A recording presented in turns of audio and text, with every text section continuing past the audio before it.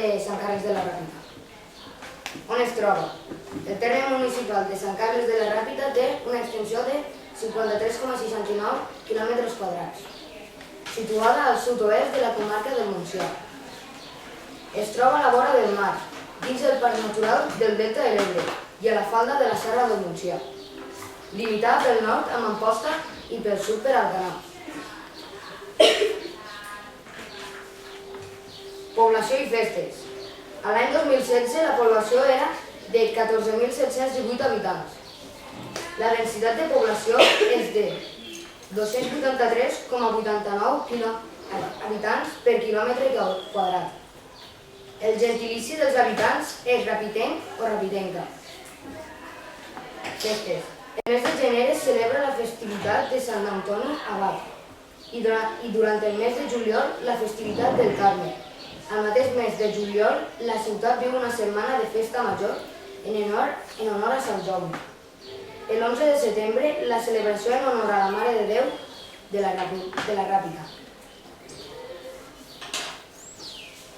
Barris i localitats. A més de la ciutat de Sant Carles de la Ràpita, inclou el barri de l'Espanyol i la caseria de les Salines de Trinitat, situada a la península de la Banya, la qual és formada per un conjunt d'habitatges d'ocupació estacional i del caràcter laboral i una urbanització del Maset.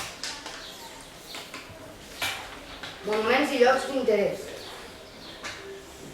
Com aquí veieu, són una mica els més importants de la Ràpita i això és l'Església Nova,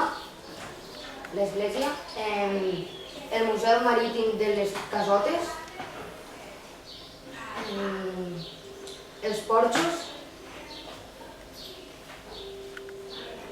el mirador de la Guardiola i l'església antiga, però que ara hi ha dues esglésies a la Ràpita. L'economia.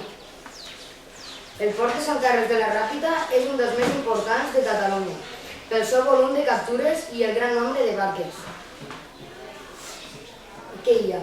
Són molt importants les captures de llagostí i la producció de musclos i marisc.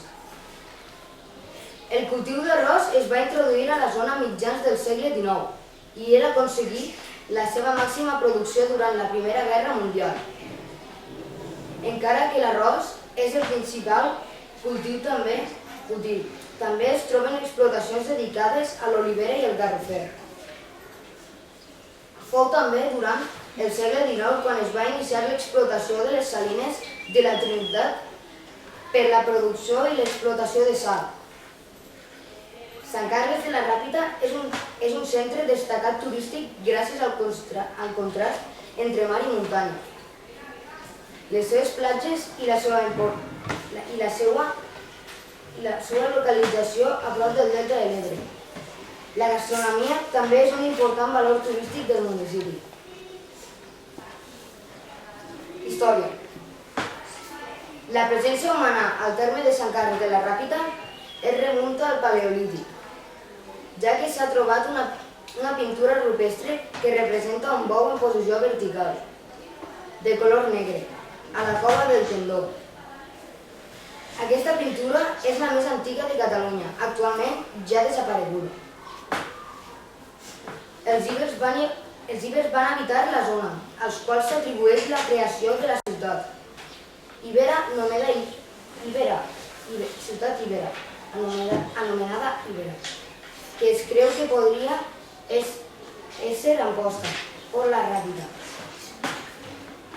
Musulmans i romans foren altres que també habitaren a la zona. Durant la immersió musulmana es construí el terme rapitenc o una rapitenca, és a dir, una torre defensiva i d'aquí el nom de la població. Els cristians conquerien el territori el 1097, a mans del comte Ramon Berenguer III, i des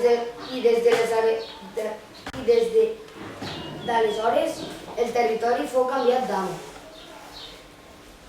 L'origen de l'actual ciutat de Sant Carles de la Ràpita el trobem en la fundació l'any 1780, durant el regnat de Carles III, d'una població sobre la qual s'articulava un projecte destinat a fer la bandia dels Alfacs, un dels construir el canal de navegació d'Amposta als Alfacs.